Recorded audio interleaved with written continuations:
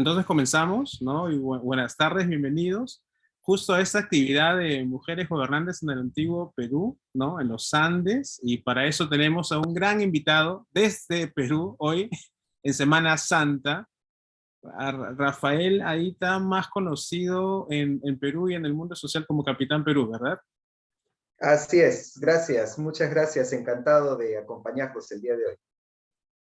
Y antes que todo, bueno, si algunas personas, el proceso va a ser así, que Rafael nos va a hacer una pequeña introducción y nos va a contar mucho sobre este tema y ustedes van a tener la posibilidad de quizás siempre hacer preguntas si una u otra cosa del pasaje que él nos está contando no está muy claro. Pueden utilizar el chat o alzar la mano, ¿no? Y para si hay preguntas. ¿Está claro cómo vamos a, él ahora va a hablar? Vamos a hablar primero la introducción. ¿Cuánto tiempo será? ¿10 minutos más o menos? Aproximadamente, sí. Sí, más o menos, y de ahí tenemos una pequeña una reflexión y de ahí seguimos en el tema principal. Entonces, Rafael, te cedo la palabra. Gracias. Aquí, pero creo que se va a grabar, ¿no? Ah, sí, ya se está Sí, grabando, ya está perdón. grabando. Voy a compartirles entonces la presentación para entrar ya al tema de mujeres gobernantes en el antiguo Perú. En el Perú prehispánico, ¿no? El Perú antes de la llegada de los españoles. Conversando con Fernando, dado la amplitud de este tema, hemos decidido dividirlo también en dos clases, en donde en esta primera clase voy a contar acerca de los ejemplos de las mujeres que gobernaron antes de los incas, ¿no? En el periodo pre-inca. Y para la siguiente vamos a ver ya de lleno al imperio inca, ¿no? Entonces, en esta primera oportunidad vamos a estudiar cuáles han sido las mujeres gobernantes que tuvieron poder en los Andes antes de la llegada de los incas. Pero para esto, antes de hablar sobre estas mujeres relevantes, tenemos que entender cómo el hombre andino veía a la mujer.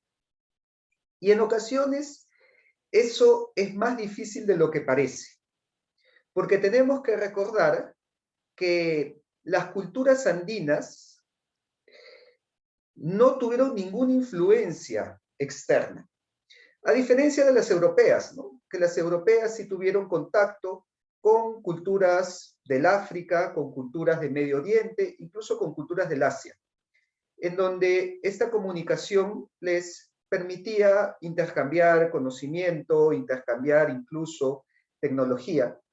Pero en el caso de los Andes, fue un sistema autónomo, en donde ellos crearon todo prácticamente de cero.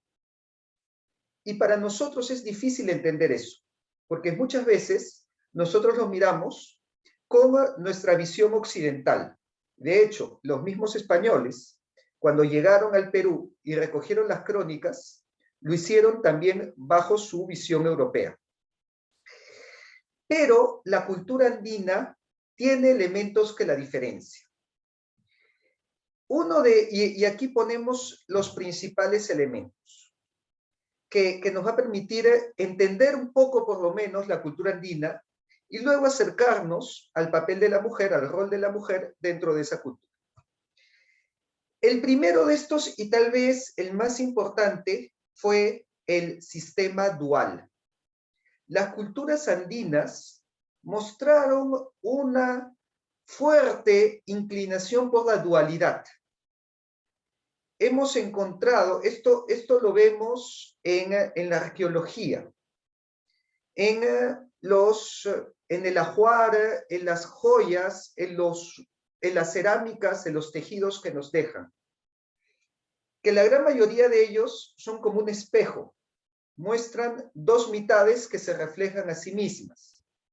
Se han encontrado collares en donde una mitad es de oro y la otra mitad es de plata.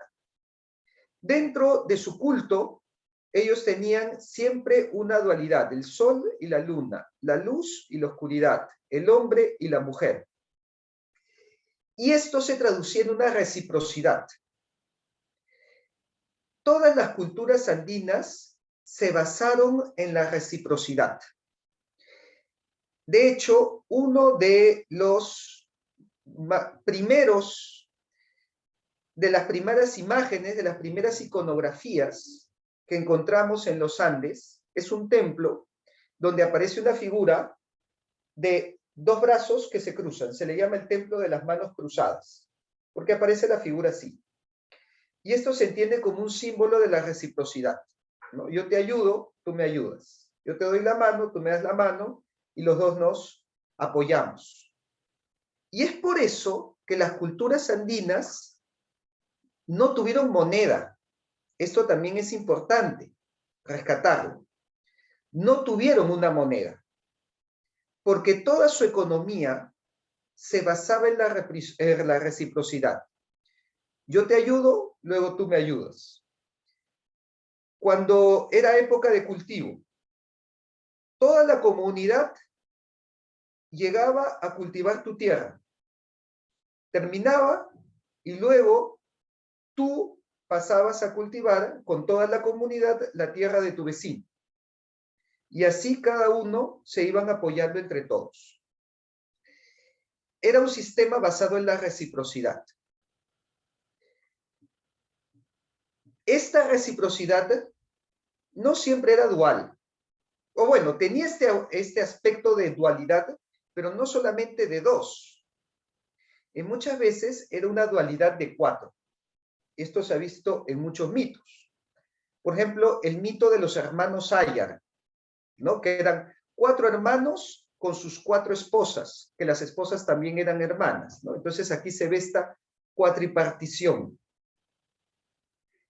Y entre las esposas que eran hermanas, se presenta a 2 mujeres, en donde una era lo que la historiadora María Rodborowski llama la mujer femenina, y la otra era la mujer masculina, que eran Mama Ocllo y Mama Huaco. Esto vamos a hablar de Mama Ocllo y de Mama Huaco en la siguiente clase, porque esto ya son incas.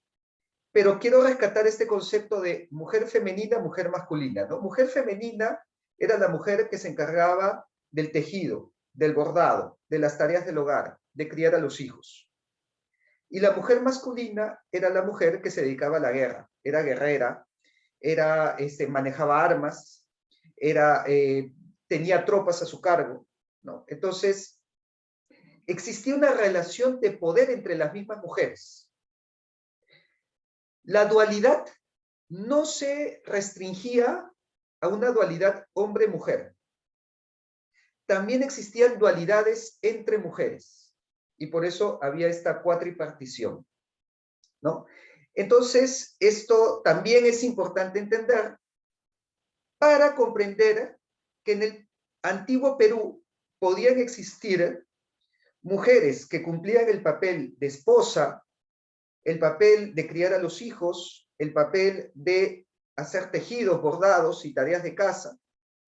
Y existía al mismo tiempo la mujer gobernante, guerrera, que tenía poder. Es como si fuera una dualidad matriarcado-patriarcado que conviven. O ¿cómo llamarlo? Patrimatriarcado, ¿no? Porque podía ser un patriarcado, pero al mismo tiempo también un matriarcado que se iban sucediendo. Eso es una cuatripartición. Entonces, dentro de esta sociedad que se basaba en la dualidad y en la reciprocidad, recordemos que no existía moneda y por lo tanto la principal preocupación era la agricultura, más que el dinero. Y de hecho, la minería y el trabajo en metales solamente se daba con un fin ritual, para el culto, para los templos, para colocarlo en las tumbas, pero ni el oro ni la plata tenían un valor monetario. Y esto se explica también después ¿Por qué fue tan fácil que le dieran el oro a los españoles? Porque para ellos solamente tenía un valor ritual, pero no era fuente de una economía. La fuente de la economía era la agricultura. Y esto tal vez sea así por las mismas características de un terreno accidentado de la geografía peruana, porque saben que la geografía peruana es atravesada por la cordillera de los Andes, que genera muchas diferencias de altitud, ¿no? Se tienen grandes montañas, profundas quebradas, y que reduce los terrenos de cultivo. Y al mismo tiempo, también conocen que cada cierto tiempo hay fenómenos del Niño, que el fenómeno del Niño es esta corriente caliente que llega desde el sur y que cuando llega a Perú trae lluvias o sequías y, bueno, inunda terrenos de cultivo y suele ir acompañado de desastres climatológicos, inundaciones, desbordes de ríos, y cuando se subsiste con la agricultura, trae hambrunas también. Entonces, ellos estaban enfocados principalmente en la agricultura. Es por eso que nunca llegaron a la edad de hierro. Ninguna cultura andina manejó el hierro. Pero si comparas su tecnología para construir canales de cultivo, es mucho más avanzada que su tecnología militar, que estaba en la edad de piedra. Pero en cuestión de canales de cultivo, alcanzaron un gran desarrollo tecnológico que incluso podía superar al de Europa. Porque esta era su principal preocupación, el asegurar alimento y agua para subsistir. Entonces, muchos de su culto se enfoca en la fertilidad, en la comida y en la vida y en el agua. Había un gran culto al agua también. Y esto era muy asociado con la mujer, porque la mujer es la que da luz. Entonces también era parte de esta cosmovisión, ¿no? La mujer como elemento primordial de la fertilidad y la fertilidad necesaria para la vida. Y es por eso que existía una paridad en el gobierno, esto también ya lo he hablado antes, en donde podían gobernar hombres y mujeres por igual. Con respecto a la sociedad, ya entrando en el tema familiar, no tenían las mismas reglas sociales y morales que estamos acostumbrados en la cultura occidental. Y de repente, bajo nuestra perspectiva occidental, podrían ser más liberales. Pero no era así, porque este libertinaje, entre comillas, estaba regulado, o sea, no era totalmente libre, sino tenía que seguir ciertas reglas. Una de las, un ejemplo de este tipo de acciones que escandalizó a los españoles cuando llegaron al Perú fue lo que se llama el Servinacuy, ¿no? Porque el Servinacuy era un tiempo de convivencia previo al matrimonio. Y claro, el día de hoy eso lo podemos ver como algo libertino para la época, ¿no? O sea, convivían juntos antes de casarse, pero no era libertino, sino que era parte de la institución del matrimonio. O sea, estaba regulado por la sociedad, en donde una pareja, antes de casarse, tenía que tener un tiempo para convivir juntos, sin casarse, ¿eh? Solamente como un tiempo de prueba para ver cómo convivían. Y eso se le llamaba el Servinacuy. El Servinacuy era dos jóvenes sin compromiso matrimonial, se juntaban a vivir para ver cómo la pasaban. Si funcionaba, se casaban. Si no funcionaba, cada uno regresaba a su casa y buscaba otra pareja. Esto estaba regulado en el Perú andino, en el Perú prehispánico, ¿no? Entonces, no seguían el mismo código moral que traía de Europa, que prohibía las relaciones sexuales antes del matrimonio. Para ellos era aceptable este periodo de prueba. Entonces, esto también da una imagen de paridad, ¿no? En donde el hombre y la mujer podían convivir juntos y luego regresar a su familia sin consecuencias, por así decirlo.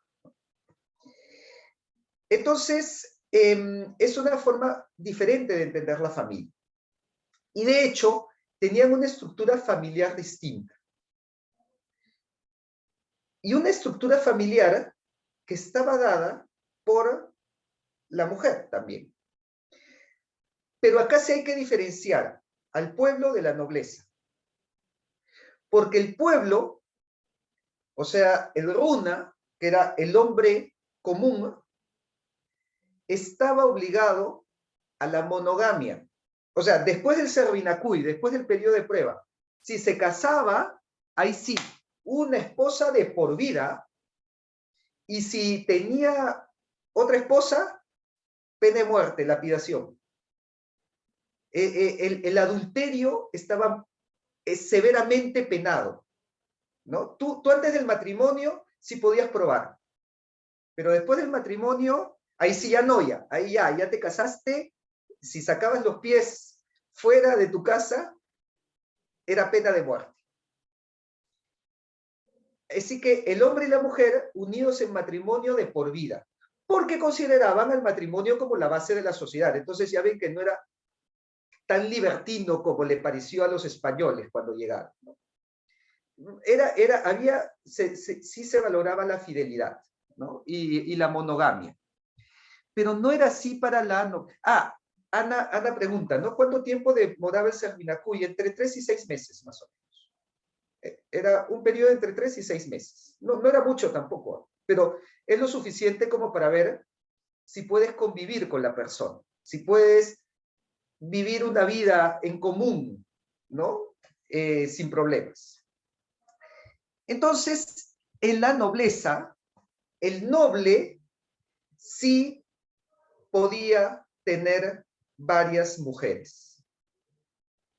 Y de hecho, el Inca tenía varias esposas, ¿no? Entonces, la poligamia sí se practicaba en la nobleza. Las personas de pueblo no, pero en la nobleza sí, ¿no? Entonces, antes de continuar, quisiera saber si hay alguna pregunta.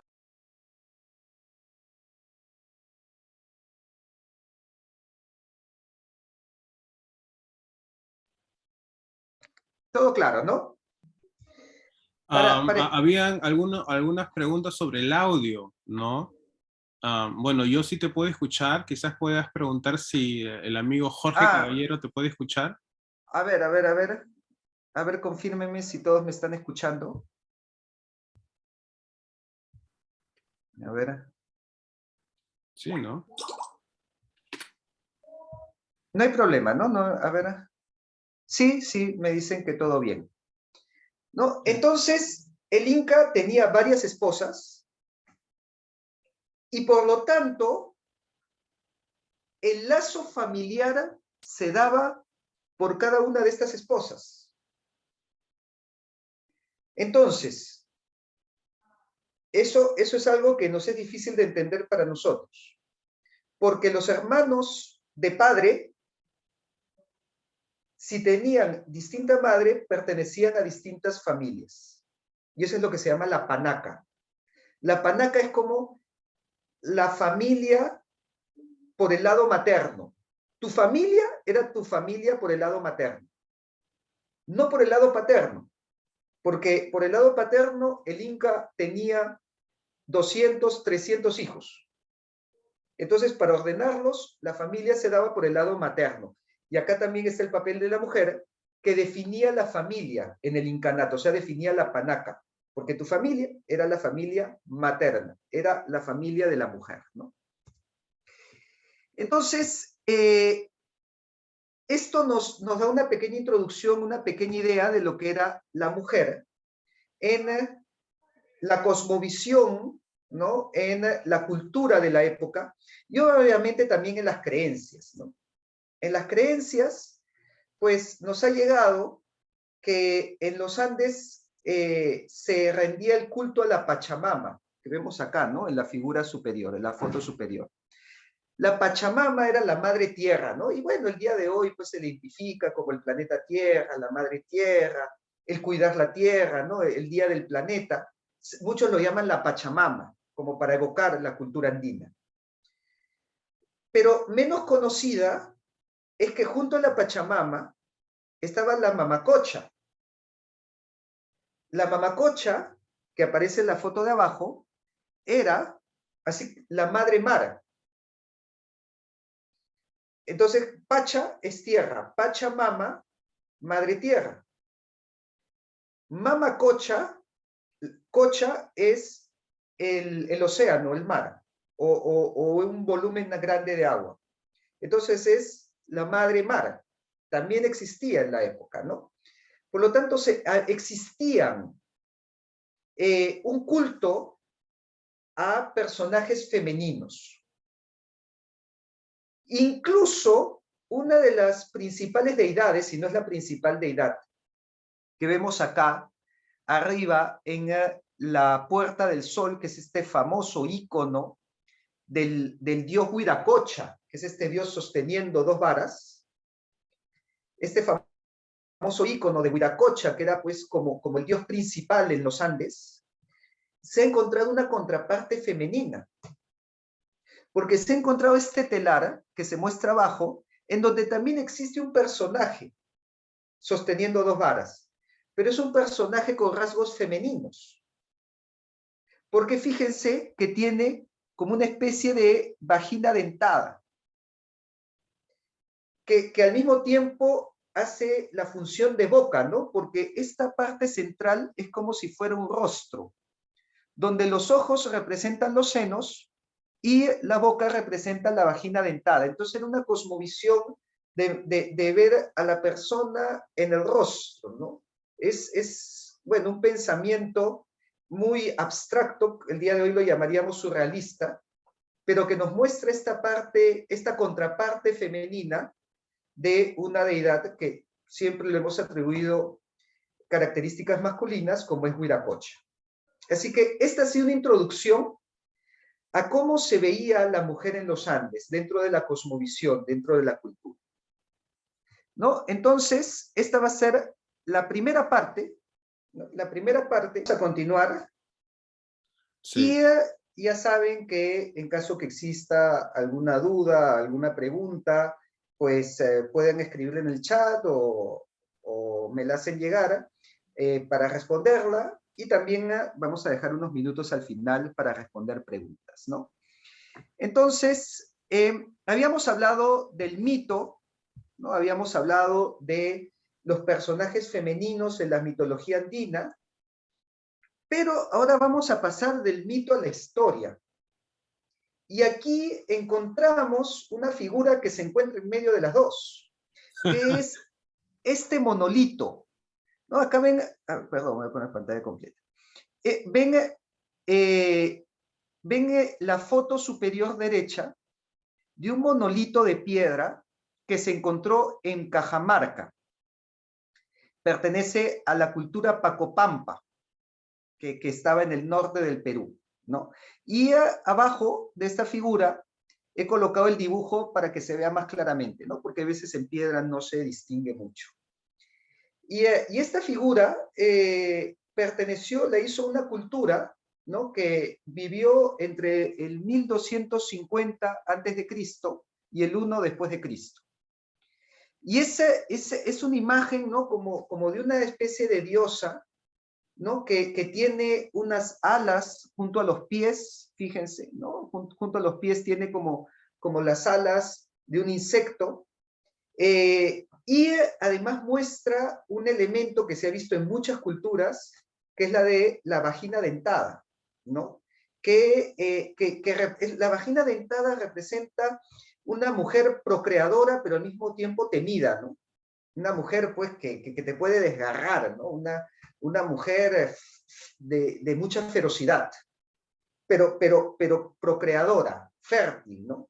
Esa es la imagen de la vagina dentada, que se ha representado en este monolito, que lo podríamos ver como algo mitológico, ¿no? Sin embargo, en el mismo lugar se encontró una tumba, en el mismo lugar donde encontraron el monolito. Se encontró una tumba de una mujer, y la mujer tenía las mismas joyas, o sea, tenía joyas que asemejaban la figura de la piedra, ¿no? Compartían el mismo ajuar, o sea, tenía una máscara mortuoria con esa dentadura, ¿no? Y con esa forma. Y también tenía joyas con las formas de esas alas y también los adornos del pecho. Entonces, es como si esta mujer lo hubieran mitificado, ¿no? Y lo hubieran enterrado con rasgos de felinos, aves y serpientes que muestra la figura. Y además, en el pecho, acá pueden ver, a ver, creo que acá puedo utilizar la, ¿no? Justo aquí, en el centro, ¿no? O acá también lo pueden ver. Hay como un caracol, ¿no? Hay una espiral. Hay una espiral que es como una caracol que se asocia siempre con el agua, se asocia con el mar. Y sabemos, pues, que el agua también representa la fertilidad, representa la vida y representa el poder. Bueno, representa el cambio, o sea, hay toda una cosmovisión, ¿no? Toda una forma de ver detrás de esto. Entonces, fíjense que con esto, esta imagen es una conexión entre el mito, entre esta figura mítica, media zoomórfica, con la historia, porque sí tenemos la tumba de la mujer que no sabemos si era gobernante, pero que de repente fue pues una adivina o fue una curandera, pero que sabemos que tenía estos dones o estos dotes de míticos, ¿no? de poderes atribuidos a los animales y a la mitología. Entonces, ahora sí, comenzamos a entrar a la historia, ¿no? ¿Cuáles fueron estas mujeres que hemos descubierto principalmente gracias a la arqueología? Porque sabemos que las crónicas nos hablan principalmente de los incas, nos hablan muy poco de las culturas pre-incas, entonces aquí tenemos que basarnos en la arqueología. Y para entrar en la historia, vamos a comenzar con el foco de la civilización, la cultura caral. El inicio, el amanecer de la civilización en América, porque fue la primera civilización del continente americano, fue la cultura caral, que se ubica en el Valle de Supe, en Lima. Aquí les he colocado un mapa. Los que conocen el mapa del Perú van a ubicar Lima, la capital, y muy cerca de Lima se encuentra el Valle de Supe, donde comenzó la civilización en el continente americano en el año 3000 a.C. La cultura caral vivió entre el 3000 y el 1800 a.C. O sea, fueron contemporáneos a Sumeria, Egipto, India y China, que son los otros focos donde surge la civilización en el planeta. De hecho, solamente fueron superados por Sumeria y por Egipto. Y por lo tanto, estamos en un periodo precerámico. No se ha encontrado cerámica en este lugar, pero lo que sí se han encontrado son estas pirámides, que acá arriba les he colocado una imagen, una foto, de cómo se ve la pirámide de Caral el día de hoy. Y claro, esta es la pirámide principal, pero en el mapa de abajo van a ver que es todo un conjunto, es un complejo de pirámides. Y en este caso, esta pirámide tiene enfrente una plaza circular. Y eso se ha encontrado mucho en Caral, ¿no? Pero en las otras pirámides no se encuentra enfrente, sino en la parte superior hay como un recinto circular. Y cada pirámide tiene un altar. Entonces, se cree que los Caral tenían un culto al fuego, porque es un altar en donde había fuego permanente. Se ha encontrado restos de que se hacían ofrendas al fuego, quemados, ¿no? Entonces existía un culto al fuego que se ha encontrado en estos altares, que tenían un complejo sistema de ventilación.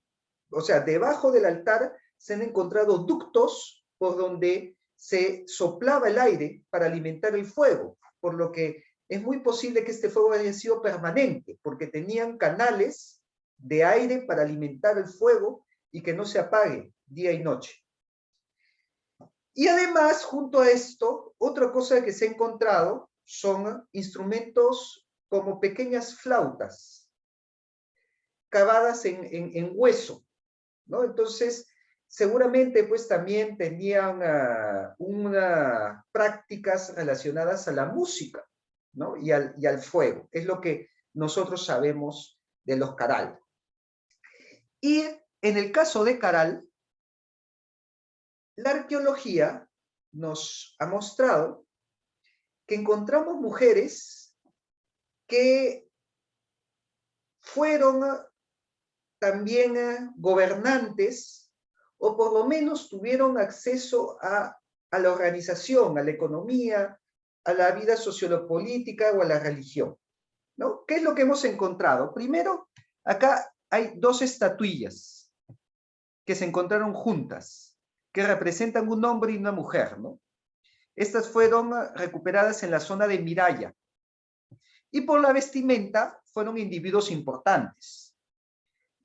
Pero más importante era la mujer. Miren que la mujer tiene una vestimenta más rica que la del hombre, ¿no? La mujer tiene dos collares y un vestido que se ve que indicaba poder, mientras que el hombre tiene orejeras, tiene un collar, pero además el hombre se ve que lo observa con temor, ¿no? Entonces, esta imagen que de repente podría ser presente el día de hoy, ¿cuántos esposos en algún momento han mirado así a su esposa cuando se molesta? Fíjense que se remonta hasta los orígenes de la civilización. La primera civilización en América ya tenía un esposo que le tenía miedo a su esposa, ¿no? Un hombre que le tenía miedo a una mujer. Entonces, aquí ya podemos ver esta relación de paridad, ¿no? Donde el hombre y la mujer eran iguales, o incluso en ocasiones la mujer podía ser más importante que el hombre, o podía tener más poder que el hombre, o por lo menos el hombre le mostraba temor y respeto a la mujer. Y otro descubrimiento arqueológico, que es el que aparece aquí arriba, es el que se llama la Dama de los Cuatro Tupus. Un tupu es como un prendedor, que es el que vemos que tiene aquí en la ropa, ¿no? Esta especie de alfileres, esto se le llama tupu. Entonces ven que tiene cuatro, ¿no? Y se le llama así porque se le encontró con estos cuatro prendedores, alfileres, que unen la ropa. Fue encontrada en la zona de Áspero, que es una de las ciudades de Caral. Tenía entre 40 y 50 años, y las prendas que llevaba también eran prendas de estatus. Muy probablemente ella haya sido una gobernante. De hecho, se le ha hecho una reconstrucción de acuerdo a su ropaje, como se hubiera visto en la época, y comparándola con otras momias u otros entierros que se han encontrado en la zona, pertenecientes al pueblo, ella mostraba una vestimenta o mostraba pues una riqueza superior, por lo que es probable que haya tenido poder. Así que Caral fue una sociedad donde las mujeres ocuparon cargos administrativos, religiosos o económicos, ¿no? Recordemos que esta ciudad de Caral es estudiada por la arqueóloga Ruth Shady, en donde ha hecho todo un estudio sobre el papel de la mujer, ¿no? Ella siendo también mujer, se ha preocupado por mostrar cuál era el poder de la mujer en la sociedad de Caral. Así que ella ha hecho gran cantidad de entrevistas que pueden encontrar en YouTube, y que les recomiendo que las vean si desean profundizar en este tema, en donde ella habla cómo los yacimientos arqueológicos indican que hombres y mujeres compartieron el poder por igual y que la mujer tuvo un papel principal, protagónico en la sociedad de Caral, ¿no? Entonces, esto es con respecto a nuestra primera mujer gobernante, ¿no? La dama de los 4 tupus de Caral. Y de hecho, si desean visitar Caral, también vienen a Lima, pues les recomiendo, ¿no? Esta. Sí, Inga, a ver, lo voy a colocar en el chat. Ruth Shadi, ¿no? Mujer en Caral. ¿No? Si colocas el nombre de la arqueóloga Ruth Shadi, ella brinda material, entrevistas donde habla del papel de la mujer en Caral. Así que pueden buscar esta información o pueden venir a Caral también, porque es una experiencia impresionante. Imagínense ver una pirámide que tiene casi 5.000 años de antigüedad. Es la primera pirámide construida en América, así que es una experiencia que recomiendo bastante. Me pregunta Karuna, ¿no? ¿Se sabe si las mujeres masculinas también tenían el papel doméstico? Entiendo que no.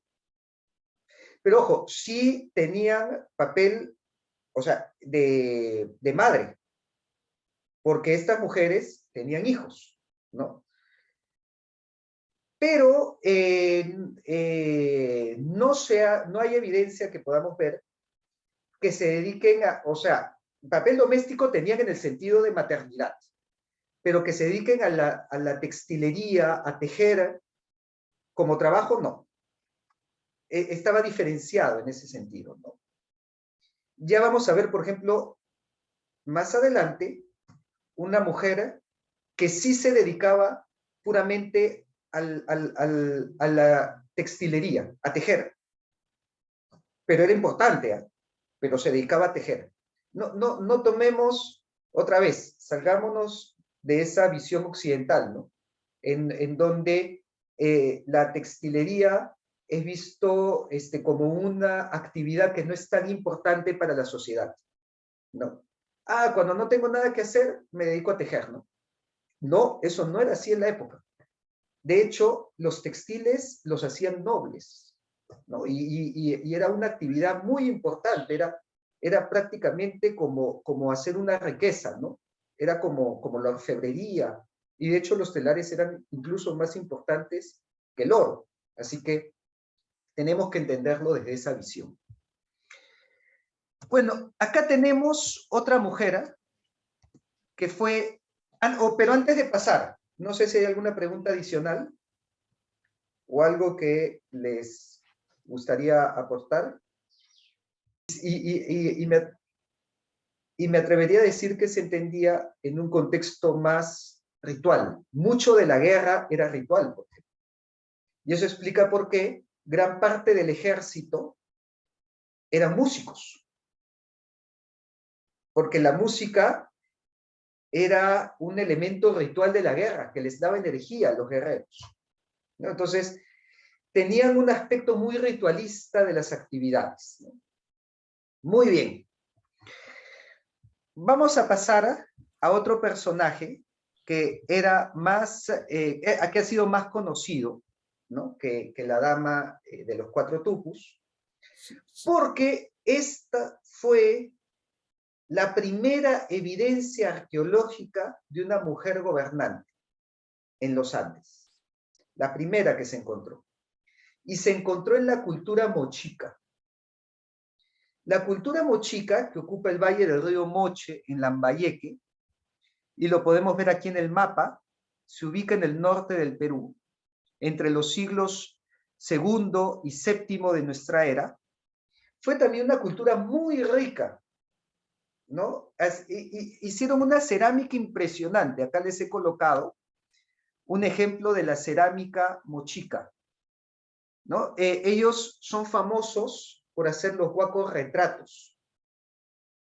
El huaco retrato se le llama así porque representaban el rostro de las personas con una gran fidelidad, ¿no? Incluso mostraban las emociones el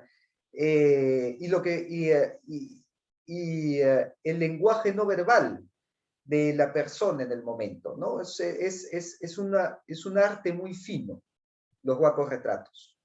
Y también en sus templos pintaron murales muy coloridos, como el que vemos aquí abajo, que este es el mural de la Huaca de la Luna, y pintaban también historias, rituales, como lo vemos en la foto de la izquierda.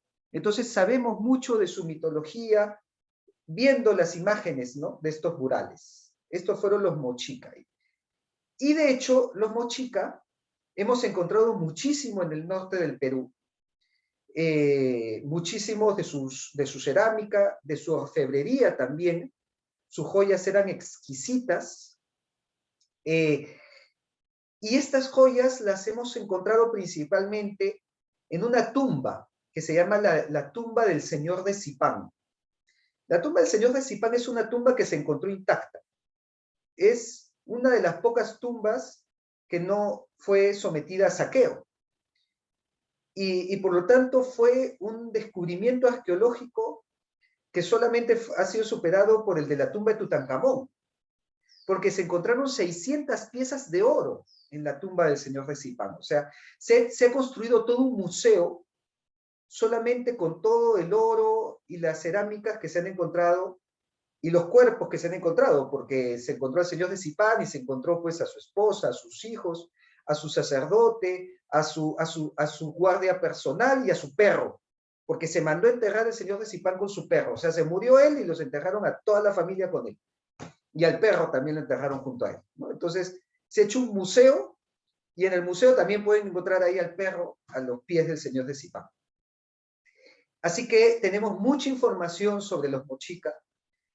Museos, este museo de las tumbas reales de Zipán es precioso, está entre los mejores museos del mundo, llenecito de oro para ver. Les recomiendo bastante también que lo busquen y lo visiten. Y otra tumba que se ha encontrado es la tumba de la Dama de Cao. La Dama de Cao se encontró su tumba en lo que se llama el Brujo, ¿no? En una huaca que se llama Cao Viejo, por eso es la Dama de Cao. Pero también era mochica, simplemente en otra zona distinta a la de Zipán. Y este fue el primer hallazgo arqueológico de una mujer gobernante del antiguo Perú. En 2006 se encontró la tumba de la Dama de Cao y se encontró evidencia de que era gobernante. Gobernó aproximadamente en el año 400 después de Cristo. Y fíjense qué interesante, ¿eh? Acá en la foto he colocado parte de las joyas y del ajuar con el que se encontró, y fíjense que tenía como una especie de túnica hecha solamente de láminas de oro. O sea, literalmente la Dama de Cao estaba vestida en oro, ¿no? Su tocado en la cabeza también de oro, la nariguera de oro, orejeras de oro, collar de oro y túnica de oro. Acá al costado de esta foto hay una infografía de los estratos, cómo se encontró la tumba, ¿no?, de la Dama de Cao y los materiales que encontraron. Y fíjense que se encontró junto a dos varas. Dos varas que nos hace recordar otra vez esta figura de acá, ¿no? Huiracocha sosteniendo dos varas. Por lo que las varas era el símbolo de poder, y por eso sabemos pues que esta fue una mujer gobernante. Gobernó alrededor del 400 después de Cristo, o sea, poco antes, ya hacia el final de la cultura mochica, ya cuando la cultura mochica llevaba pues, ¿no?, desde el siglo II, llevaba 200 años, medía 1,45 y murió joven. entre los 20 y 25 años por complicaciones en el parto. Fue la causa de la muerte. Y bueno, la cantidad pues, de oro y de lujos con los que se ha encontrado, se notaba pues que la trataban prácticamente como una deidad, ¿no? Se encontró con 18 collares de oro, plata, joyas, 30 adornos de nariz de oro y plata, entre otras joyas más. Pero lo que más llama la atención de esta mujer son sus tatuajes. Fíjese, y acá le he colocado una foto de su brazo, ¿no? Donde se muestra la foto original, y arriba se muestra pues un dibujo donde se puede ver más claramente los tatuajes en los brazos que se le encontró a la dama de Cao.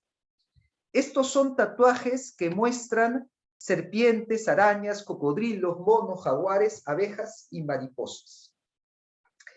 Es muy posible que estos tatuajes hayan estado relacionados a ritos de adivinación, por lo que de repente la dama de Cao era un oráculo que podía leer el futuro, o por lo menos se le consideraba así en la época, ¿no? Que pronosticaba el futuro. Y de repente también por eso este halo místico que la rodea, ¿no? Entonces, esta ha sido la primera evidencia que encontramos de una mujer gobernante. Ya después se han encontrado otras, ¿no? La dama de los 4 tupus es posterior, las que vamos a ver a continuación también son posteriores, esta fue la primera. Pero antes de avanzar, me gustaría saber si hay alguna pregunta, algún comentario. Si a ver, ¿tienen algunas preguntas? Pueden animarse, si no, escribirlo en el chat, ¿no? Naya creo que tiene una pregunta. Sí, Naya, adelante. Tienes tu micro apagado.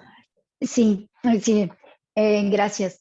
Yo quería preguntar si el significado, bueno, habías mencionado que es como un oráculo, por tanto, lo de los tatuajes. ¿Las serpientes tenían un significado especial en la cultura o pre-inca? Muchísimo, muchísimo. Y fíjate, aquí precisamente voy a compartir una foto de uno de los principales templos que existió en esta zona misma, que se le llama la Huaca Dragón, pero más que un dragón, en realidad muestra la figura de una serpiente de 2 cabezas, ¿no? Entonces, de ahí viene el nombre.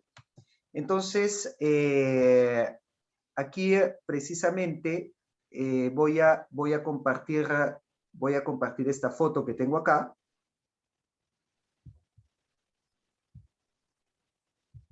Aquí se puede ver, ¿no? Este es el mural de este templo, en donde aparece como una serpiente de 2 cabezas.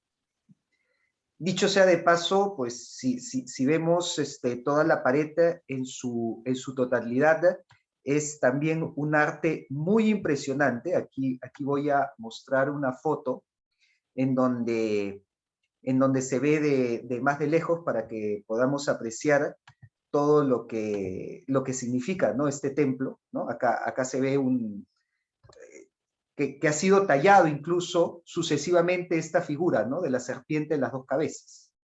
Así que sí, la serpiente fue muy representada y fíjense, a ver si hago acá un zoom, van a ver que arriba de esta serpiente de 2 cabezas existen como ondas, como olas de mar, porque la serpiente estaba relacionada al agua, especialmente la de los ríos, justamente porque el movimiento de la serpiente parece el movimiento de un río, así que se le relacionaba al agua y por lo tanto se le relacionaba al cambio, ¿no? Entonces, recordemos que el agua significa movimiento, cambio, limpieza, purificación, y recordemos que las serpientes también mudan su piel, ¿no? Entonces, significa cambio, significa renovación. Este es el significado que se le daba a la serpiente en esta época. Y por eso de repente el tatuaje, ¿no? Tiene que ver con eso, ¿no? Renovación, cambio y claro, obviamente movimiento de ver hacia el futuro, ¿no? Por eso se relaciona también con la adivinación y el oráculo. Muchas gracias. Sí, ahora Inga, creo que Inga. ¿Cuándo recibió esos tatuajes? ¿Se sabe? no se sabe, no hay forma de saber, pero muy posiblemente haya sido un ritual, porque sabemos que las culturas prehispánicas tenían rituales para entrar a la madurez, ¿no? Por ejemplo, había un ritual que era el guarachico, ¿no? Del paso de la niñez a la adultez, o de la adolescencia a la adultez. De repente no sabemos a ciencia cierta, porque no hay ningún relato que nos lo explique y solamente lo sabemos por lo que hemos encontrado en su cuerpo. Pero sí sabemos que existían ciertos rituales para acceder a la adultez o incluso para convertirse en sacerdote o en adivino, ¿no? Eso, por ejemplo, lo tenían los chavín, también tenían un ritual en donde entraban a la casta sacerdotal. Así que posiblemente haya sido parte de eso. Naya. Va a ser la última. Pero Ajá. los tatuajes entonces eran usuales dentro de la cultura o solo pertenecían o solo se puede decir que en cierto estatus. En cierto estatus no ha sido masivo, no es común. Las momias que se han encontrado no tienen esos tatuajes, ni siquiera las que han sido sacrificadas, ¿no? Recordemos, por ejemplo, la momia Juanita, ¿no? Que fue un sacrificio que se encontró en el Ambato. No ha sido comúnmente encontrado. Por eso cuando se encontró en su caso, fue una sorpresa, pero sabemos ya por eso que debió haber estado identificado en un ritual o al oráculo, porque no era masificado, no era algo común. Muchas gracias.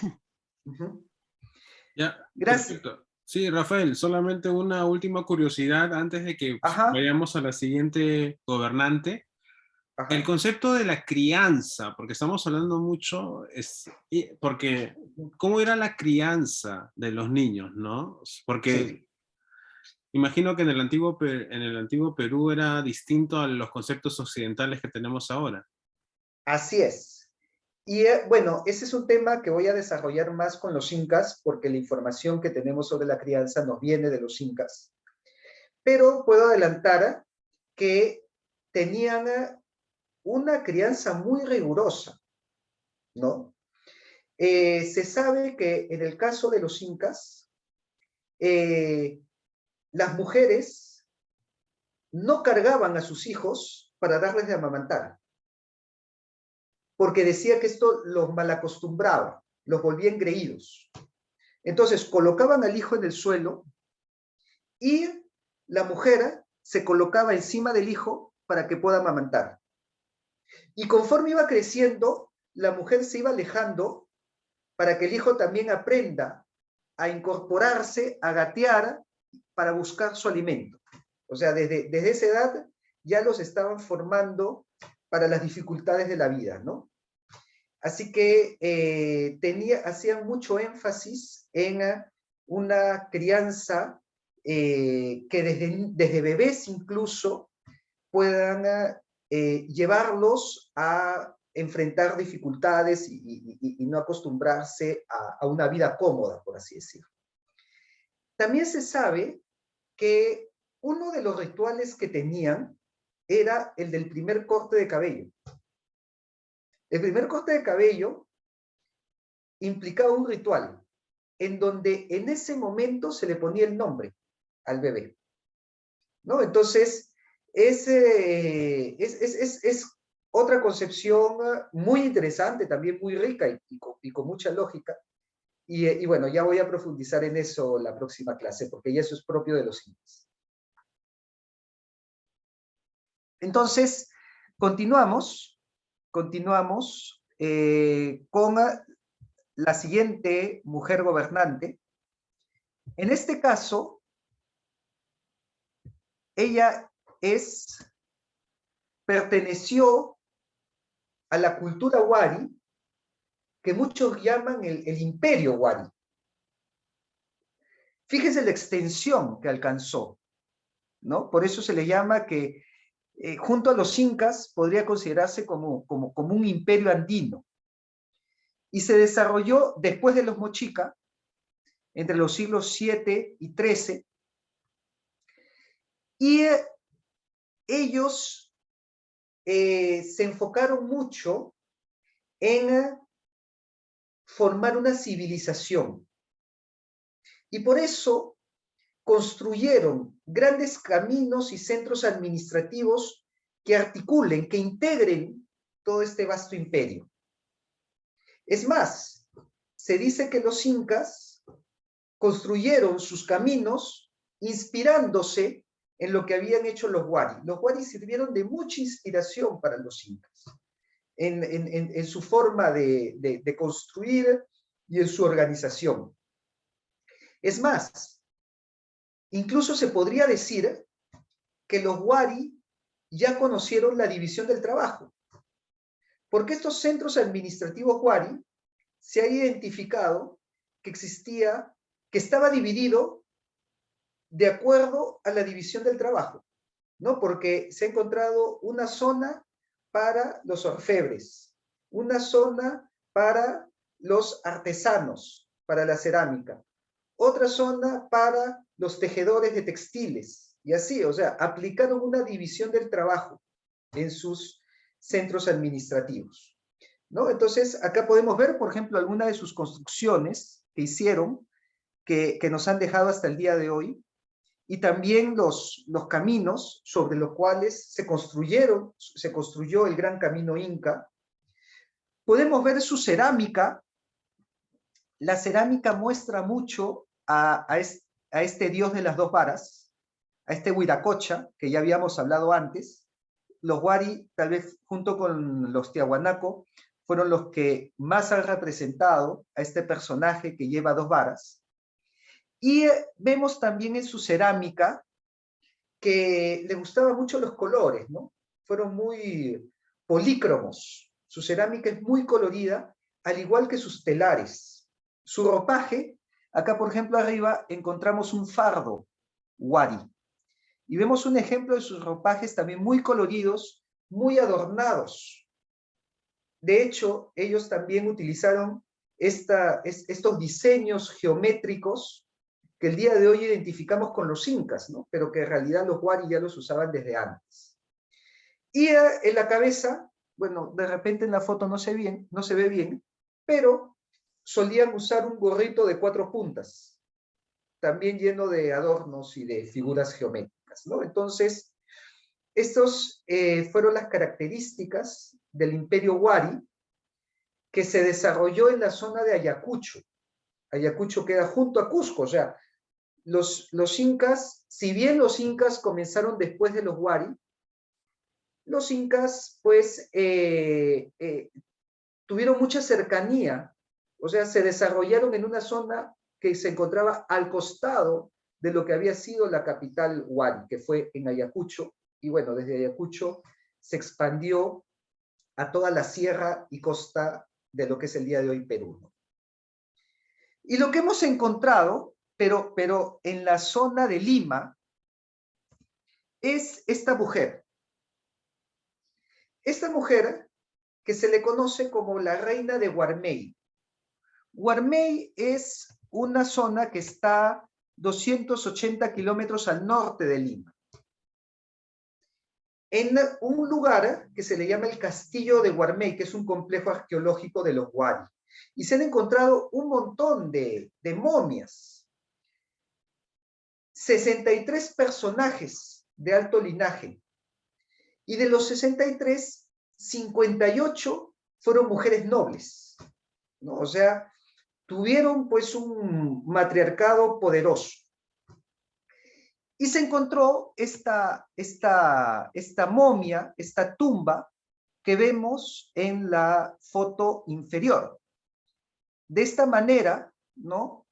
Sentada pues en forma fetal. Recordemos que las culturas andinas enterraban a sus muertos de forma fetal, ¿no? Porque hacían una relación también con el nacimiento, con el bebé que nace de esa forma, porque es como un nacimiento hacia una nueva vida, ¿no? Envuelta en un fardo, y su cara estaba cubierta de rojo, ¿no? Podemos ver que el rostro estaba teñido de rojo, que de repente también era una cuestión ritual, de eso no sabemos mucho el significado.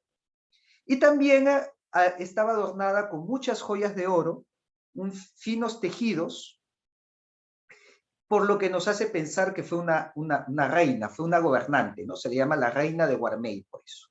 No fue gobernante de todo el imperio Wari, pero por lo menos de la zona de Guarmey sí fue gobernante. ¿Por qué sabemos que fue gobernante? Porque fue enterrada en su propia cámara privada, ¿no? Mientras que los otros 62 personajes fueron enterrados juntos, para ella había una cámara para ella sola, privada, ¿no? Llena de adornos, llena de lujos, ¿no? Por ejemplo, hachas ceremoniales, una copa de plata.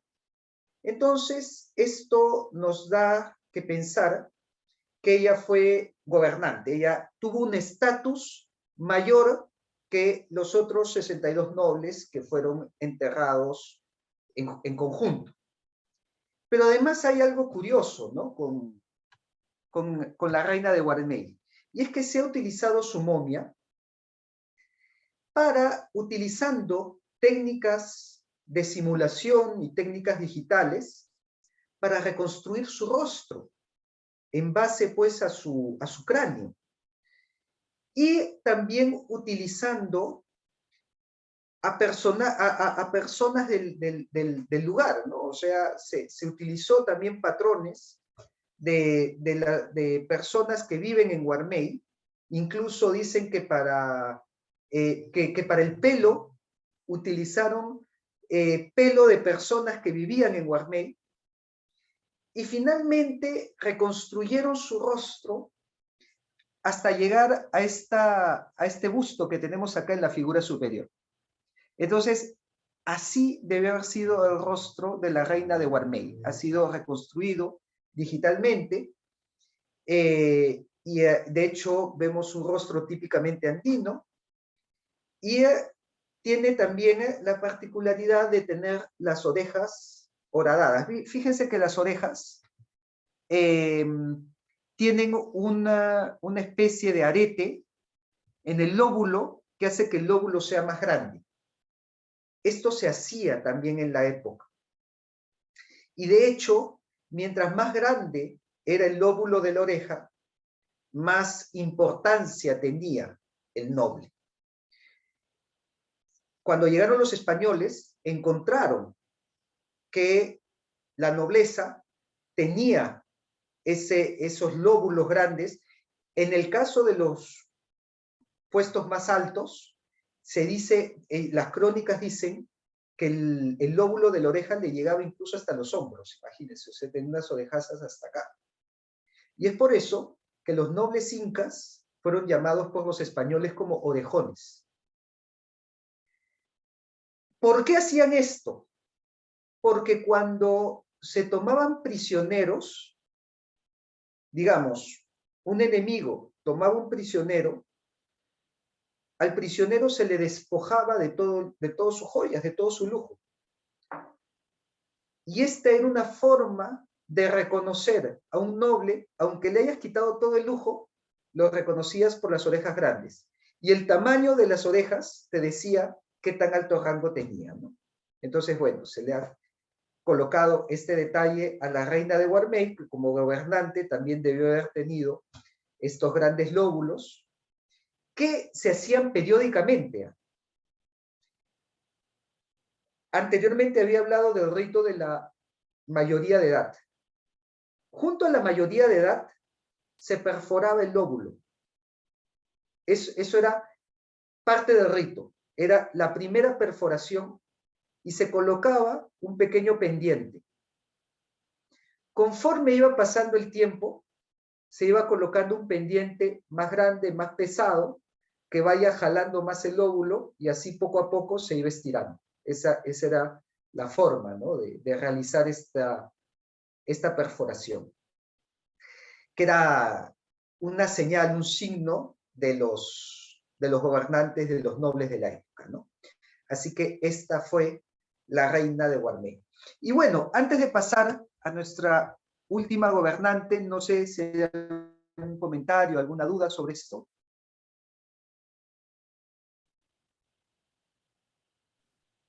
Había una razón, Rafael, de por qué se pintaba de color rojo el rostro, justo ese color. No sabemos, pero sí hemos encontrado que la pintura roja ha sido utilizado en templos importantes. Por ejemplo, el oráculo de Pachacamac tenía los muros pintados de rojo, ¿no?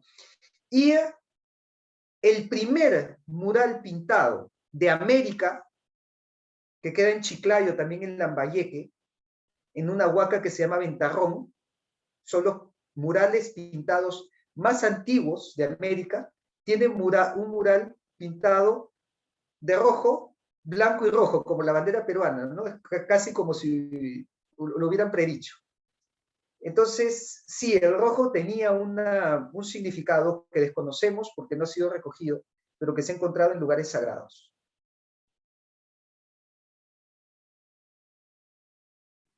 Así que también el hecho de que la bandera peruana tenga el rojo, pues es algo muy preciso. Muy bien, pasamos a nuestra última gobernante, la capullana.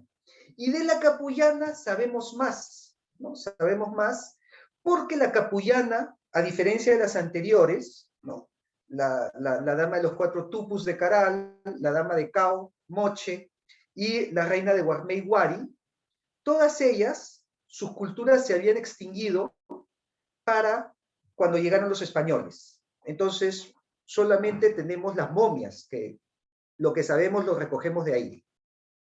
Pero la capullana sí vivió en la época que llegaron los españoles.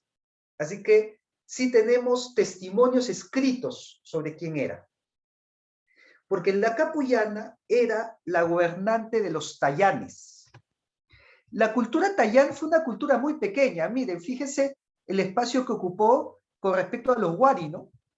Miren el tamaño de los huari y miren el tamaño de los tayanes. Entonces, fue una cultura pequeña, pero que sobrevivió gracias a la diplomacia. Porque los tayanes primero fueron conquistados por los chimú y tuvieron que establecer alianza con los chimú para sobrevivir.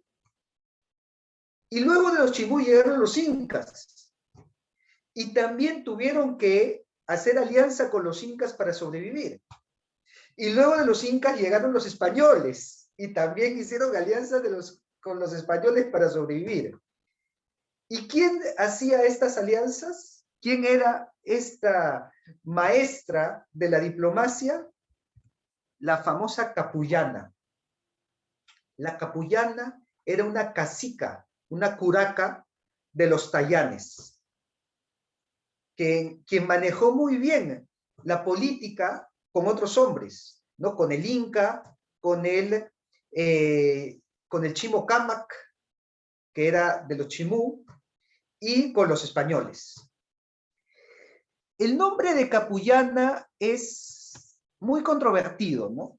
Acá he colocado una foto de una recreación de cómo debía haber sido la capullana, porque la capullana se caracterizaba por tener un manto negro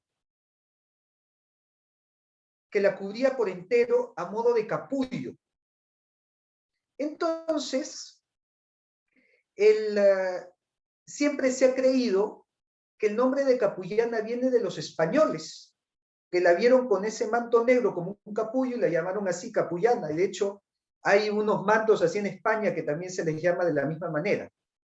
Pero María Rodborowski ha encontrado que en la zona de los Tallanes había una palabra que era el capuy para designar estas telas y que es probable que también venga de ahí. Así que no está cerrado y todavía está en debate de dónde viene el nombre de la capullana, ¿no?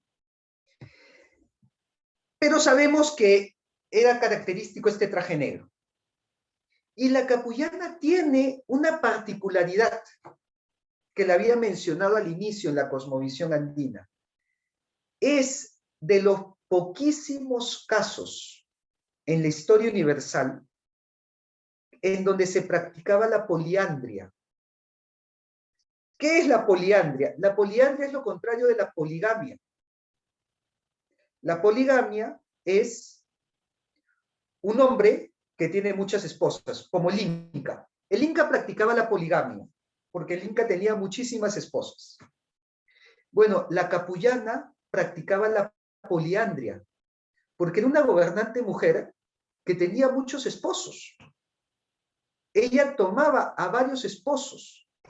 O sea, la sociedad de los tallanes permitía que solo la capullana. Ya hemos dicho que el caso de la nobleza y del pueblo era distinto en las culturas andinas. Para el pueblo, ellos sí, su matrimonio de uno con uno. Pero en el caso de la capullana, ella tenía varios esposos. Y cuentan las crónicas que esto lo sorprendió incluso al mismo Tupac Yupanqui, 10º Inca, porque Tupac Yupanqui fue el que llegó hasta esta zona del norte del Perú y encontró que estaba la capullana rodeada de hombres, todos eran sus esposos. Y el Inca no supo qué hacer, porque el Inca establecía alianzas tomando a la esposa, que era la hermana, que era la hija del gobernante. Pero en este caso no podía, porque era una mujer que tenía varios esposos. Entonces, ¿cómo podía tomarla ella como esposa? No, porque ella ya tenía muchos esposos. Tuvo que hacer alianza de otra manera, porque el método tradicional del Inca para hacer una alianza era tomar como esposa a una hermana o a una hija del gobernante. Entonces ahí como que sellaba el lazo familiar. Y por eso el Inca tenía varias esposas. Cada pueblo que conquistaba era una esposa nueva. Pero no es por una cuestión de promiscuidad, es por una cuestión de política. Es como decir, ahora tú eres mi familia. Y por eso el Inca podía tener varias esposas, pero el pueblo no, porque ellos no estaban metidos en política. En el caso de la capullana, no pudo hacer esto. Tuvo que encontrar otras formas de alianza. Porque era la mujer con varios esposos, e incluso se dice, y esto también los escandalizó a los españoles, los sorprendió, porque si un esposo no le rendía a la capullana, no la satisfacía, ella lo podía despedir y tomar uno nuevo en su lugar. Y en el nuevo matrimonio, el esposo al que había rechazado tenía que asistir y colocarse en el último lugar, como vergüenza por no haber podido estar a la altura de la capullana y ver cómo era reemplazado por otro hombre mejor que él, mientras que él veía desde atrás. Ese era el ritual que existía. Entonces, el hombre pues tenía que esforzarse para hacer bien su trabajo, porque si no la capullana lo despedía, chao, y se buscaba otro. Y él tenía que ir al nuevo matrimonio y estar ahí viendo cómo lo reemplazaba, a modo de vergüenza. Entonces, por eso quería también hablarles de la cultura tayán, porque la cultura tayán pues sí nos rompe esquemas, ¿no? Pocos casos en la historia universal se han visto de esta forma de organización social. Y una de ellas estuvo en el Perú, ¿no? que fue, y que incluso hizo un manejo diplomático que les permitió a la capullana mantener su poder hasta la época de la República. Miren, la última capullana registrada en la historia fue en 1871. O sea, cuando el Perú ya tenía 50 años de república. Fíjense, la capullana sobrevivió durante todo el virreinato. Y por eso, las crónicas y los escritos nos mantienen un registro de capullanas, que en un inicio comienzan teniendo nombres andinos y ya hacia el final ya son nombres más españoles, ¿no? Y acá he colocado una lista de todas las capullanas que tuvieron poder durante la época colonial, durante la época del virreinato. Entonces, oigan, qué buena política, ¿no? O sea, sabía manejarse política, diplomáticamente. Obviamente, durante el virreinato ya no mantuvieron la poliandria, porque ya, pues, la ley española lo prohibía, pero sí mantuvieron su poder. Mantuvieron su poder, se mantuvieron como curacas, como caciques, hasta la República, hasta la época republicana, hasta el siglo XIX, imagínense. Así que fueron excelentes. Mira, la capullana sobrevivió a los chimú, sobrevivió a los incas y sobrevivió a los españoles. Y llegó hasta el siglo XIX, hasta la República. Poca cosa no es. Y de hecho, nos ha llegado una historia de un español que se enamoró de la capullana. Y se describe como una mujer bellísima. Bueno, los peruanos sabemos que las mujeres del norte del Perú son bellísimas, ¿no? Incluso tuvimos una Miss Mundo que nació en Trujillo. Y esto parece que viene desde la antigüedad. Porque cuentan las crónicas que cuando Francisco Pizarro desembarcó en costas peruanas, hubo un español que se llamó Pedro Halcón, que se enamoró de la capullana, porque cuando desembarcó Pizarro en las costas de Piura, y de Tumbes y Piura, lo recibe la capullana y los acoge ella como la curaca, como la gobernante del lugar. Y uno de los españoles se enamora de ella y no se quiere ir de regreso a Panamá, ¿no? Entonces le pide permiso a Pizarro para quedarse con la capullana. Y Pizarro le dice que no, que nadie se queda, que se regresan todos a Panamá. Y Pedro Halcón empezó a gritar y a insultar a sus compañeros que lo tenían que llevar a la fuerza, y él incluso sacó la espada y se comenzó a pelear con ellos a espadazo limpio para que no se lo lleven, para quedarse con la capullana. Y tuvo que venir alguien por atrás que le metió un palazo en la cabeza y lo noqueó, lo dejó sin sentido, y así, noqueado, se lo llevaron hasta la embarcación y lo regresaron a Panamá. Y desde ahí ya no volvemos a saber qué fue lo que sucedió con Pedro Halcón. Pero lo más probable es que haya buscado la manera de regresar por su cuenta a Perú para buscar a la capullana. Y claro, obviamente, como final bonito de la historia, queremos pensar que Pedro Halcón regresa a Piura para buscar a la capullana y quedarse con ella, ¿no? ¿Cómo fue la cultura tayana? Yo creo que hereda una tradición que viene desde antes de ellos. Porque fíjense que si nosotros vemos el mapa, la cultura tayana prácticamente viene muy cercana a la mochica que tuvo la dama de Cao. Entonces, ya había una tradición de mujeres gobernantes desde hacía mucho tiempo atrás. Y eso llevó a que, los tayanes sean un matriarcado. Y con esta historia, ahora sí llegamos al final de nuestra presentación. con esta historia de la capullana y de Pedro Halcón que se enamora de ella y lo tienen que sacar a golpes, llegamos al final de este repaso de las mujeres gobernantes del Perú pre-Inca primero. Y ya la próxima clase veremos a las mujeres gobernantes durante el periodo Inca. Y dejamos los últimos minutos en caso existan preguntas, comentarios o consultas que quieran hacer.